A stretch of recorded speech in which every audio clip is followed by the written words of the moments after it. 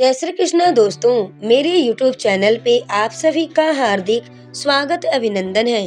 दोस्तों, प्रत्येक माह में 2 बार आने वाली एकादशी तिथि परम भगवान श्री हरि को अत्यंत प्रिय है। यह ऐसा विशेष दिन है जिस व्रत के पालन करने से मनुष्य अपनी समस्त मनोकामनाओं को पूर्ण कर सकता है और जीवन के अंत में परम भगवान श्री कृष्ण के आध्यात्मिक लोक को प्राप्त कर सकता है। माघ मास के कृष्ण पक्ष में आती है ऐसी एक विशेष एकादशी जिसका नाम है भैमी एकादशी।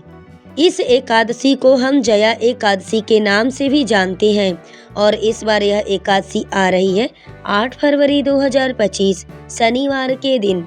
इस बार की एकादशी के दिन प्रातः काल में ब्रह्म मुहूर्त का समय रहेगा 5:37 पर और सूर्योदय होगा 7:01 पर।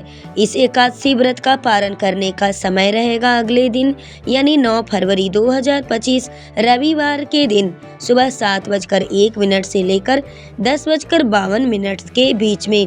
इस बार की जो एकादशी है उसका पारण समय यानी कि द्वादशी में ही करना है, यानी कि इस बार 12 द्वादशी भी आ रही है और यह द्वादशी जो है भगवान वाराह देव का आविर्भाव दिवस, जब भगवान श्री विष्णु ने इस पृथ्वी को बचाने के लिए वेदों का उद्धार करने के लिए वाराह देव का रूप धारण किया था। तो इसलिए इस आने वाली भैमी एकादशी के उपलक्ष्य में हम एक पौराणिक कथा का श्रवण करते हैं। चलिए अब हम कथा को प्रारंभ करते हैं। बोलिए श्री हरि विष्णु भगवान की जय। बोलिए एकादशी मैया की जय। बोलिए तुलसी मैया की जय। एक समय संत कुमार ने भगवान शिव से कहा, हे महादेव, एक दिन मैं धर्मराज से मिलने गया था। वहाँ उन्होंने बड़ी प्रसन्नता और भक्ति भाव के साथ मेरा सत्कार किया। तत्पश्चात उन्होंने मुझे बैठने के लिए सुखमय आसन प्रदान किया और उस समय मैंने वहाँ पर एक अद्भुत बात देखी। एक पुरुष सोने के विमान पर बैठकर वहाँ पर आया और उसे देखकर धर्मराज अत्यंत वेग से अपने आसन से उठ गए। उन्होंने आगंतुक का दाहिना हाथ पकड़कर उन्होंने अर्थ आदि के द्वारा उसका पूर्ण सत्कार किया और इसके बाद धर्मराज इस प्रकार कहने लगे, हे धर्म के दृष्टा महापुरुष, आपका स्वागत है। मैं आपके दर्शन से अत्यंत प्रसन्न हुआ। हे आगंतुक, आप मेरे पास बैठिए और मुझे कृपया कुछ ज्ञान की बातें बताइए। तत्पश्चात आप उस धाम में चले जाइएगा जहाँ श्री ब्रह्मा जी विराजमान हैं। इस प्रकार धर्मराज के कहने की एक दूसरा पुरुष फिर से उत्तम विमान पर बैठकर वहां आ पहुंचा। धर्मराज ने विनती भाव से उसका भी आदर सत्कार किया, उनका पूजन किया और जिस प्रकार से वे पहले आए हुए मनुष्य से सांत्वना पूर्वक वार्तालाप कर रहे थे, उसी प्रकार उन्होंने इस नए आए हुए अतिथि के साथ भी किया और यह देखकर मुझे बड़ा आश्चर्य हुआ। मैंने धर्मराज से पूछा, हे धर्मराज, इन्होंने ऐसा कौन सा कर्म किया है जिसके कारण आप इनके ऊपर इतने संतुष्ट हुए हैं? इन दोनों पुरुषों के द्वारा ऐसा कौन सा कर्म किया गया था जिसका उत्तम पुण्य फल उन्हें प्राप्त हुआ है? आप सर्वज्ञ हैं, कृपया बताइए कि किस कर्म के प्रभाव से उन्हें दिव्य फलों की प्राप्ति हुई है। मेरी यह बात सुनकर धर्मराज ने कहा, हे महात्म, इन दोनों का किया हुआ कर्म अब मैं आपको सुनाता हूँ। पृथ्वी पर वैदिश नाम का एक विख्यात नगर है।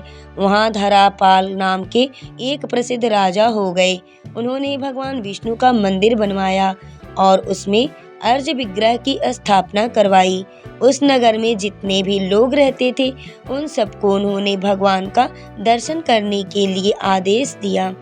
गांव के अंदर बना हुआ यह सुंदर विष्णु मंदिर लोगों से अचानक ही ठसाठस भर गया और तब राजा ने सबसे पहले ब्राह्मण इत्यादि का पूजन किया। उसके बाद महाबुद्धिमान उस राजा ने इतिहास और पुराणों के ज्ञाता एक श्रेष्ठ ब्राह्मण देव को, जो कि विद्या में श्रेष्ठ थे, उन्हें वाचक बनाकर उनकी विशेष रूप से पूजा की। उसके बाद क्रमशः गंध, पुष्प इत्यादि उपचारों द्वारा उन्होंने पुस्तक का भी पूजन किया। तत्पश्चात राजा ने उस वाचक ब्राह्मण से विनय पूर्वक कहा, हे द्विज श्रेष्ठ, मैंने जो यह भगवान विष्णु का मंदिर बनवाया है, उसमें धर्म का श्रवण करने की इच्छा से चारों वर्णों के समुदाय एकत्रित हुए हैं। इसलिए कृपया करके आप इस पुस्तक का, धार्मिक ग्रंथ का पठन कीजिए और इस समय यह 100 सुवर्ण मुद्राएं उत्तम जीविका के रूप में आप ग्रहण कीजिए और 1 वर्ष तक प्रतिदिन आप कथा पढ़िए। जब 1 वर्ष समाप्त हो जाएगा तो पुनः मैं आपको धन प्रदान करूंगा। हे मुनि श्रेष्ठ, इस प्रकार राजा का आदेश पाकर वहां पर पुण्य कर्म, कथा और वार्ता का श्रवण क्रम चालू हो गया। अनेकों वर्ष बीत गए और राजा की आयु भी धीरे धीरे क्षीण होने लगी और अंत में राजा की मृत्यु हो गई। और उस समय मैंने और भगवान विष्णु ने भी उनके लिए एक विमान भेजा था और वही पुरुष सबसे पहले यहाँ पर आए थे। और यह जो दूसरे ब्राह्मण यहाँ आए थे, उन्होंने सत्संग के द्वारा उत्तम धर्म का यह श्रवण किया था और इस कथाओं का श्रवण करने से श्रद्धा के साथ उनके हृदय में परमात्मा की भक्ति का उदय हुआ था। हे मुनि श्रेष्ठ, उसके बाद उन्होंने उन महात्मा वाचक की परिक्रमा की थी और उन्हें 1 मासा सुवर्ण दान दिया था। सुपात्र को दान देने से उन्हें इस प्रकार से फल की प्राप्ति हुई थी। इस कथा का समापन करते हुए महादेव जी ने कहा, जो भी मनीषी, जो भी पुरुष इस पुण्य सत्संग का महात्म्य श्रवण करते हैं, उनकी किसी भी जन्म में कभी दुर्गति नहीं होती। वे जीवन के अंत में भगवान के परम धाम को प्राप्त करते हैं। और इसलिए एकादशी के दिन परम भगवान श्री हरि की दिव्य कथाओं का निरंतर श्रवण और कीर्तन करना चाहिए। एकादशी का व्रत पूर्ण निष्ठा और श्रद्धा भाव से करने के बाद अगले दिन द्वादशी पर इस व्रत का निर्धारित समय के अंदर पारण करना चाहिए। निश्चित समय में अगर पारण न किया जाए तो यह व्रत अधूरा माना जाता है और पारण करने से पूर्व किसी भी सुयोग्य ब्राह्मण को या वैष्णव को अपनी क्षमता अनुसार कुछ न कुछ दान अवश्य देना चाहिए। इस प्रकार दान देने से और कथा का श्रवण करने से राजा और ब्राह्मण को परम गति की प्राप्ति हुई। उसी प्रकार एकादशी व्रत करके कथा का श्रवण करना, उचित समय में आने पर अपनी क्षमता अनुसार दान देना, इन दोनों कार्यों के द्वारा मनुष्य परम आध्यात्मिक वैकुंठ लोक को प्राप्त कर सकता है और उसमें कोई संदेह नहीं है। तो प्रिय भक्तगणों, यह थी आज की भैमी एकादशी के उपलक्ष्य में सुनाई गई एक सुंदर पौराणिक कथा, जिसे हम समझ सकते हैं कि एकादशी जैसे पवित्र दिनों पर परम भगवान श्री कृष्ण की सुंदर दिव्य कलाओं का और इन पौराणिक कथाओं का श्रवण अवश्य करना चाहिए।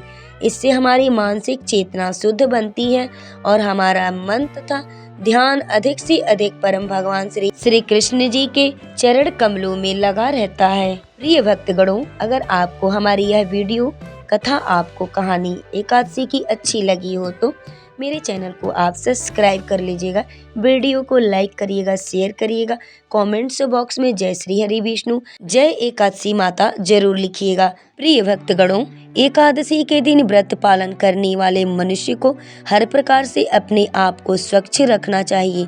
शारीरिक स्वच्छता के साथ साथ उसे अपनी मानसिक चेतना और उसकी स्वच्छता पर भी विशेष ध्यान देना चाहिए और इसलिए एकादशी के दिन अधिक से अधिक हरे कृष्णा महामंत्र का जप किया जाता है, यानी हरे कृष्ण हरे कृष्ण हरे कृष्ण हरे राम हरे राम राम राम हरे हरे हरे कृष्ण कृष्ण कृष्ण हरे हरे।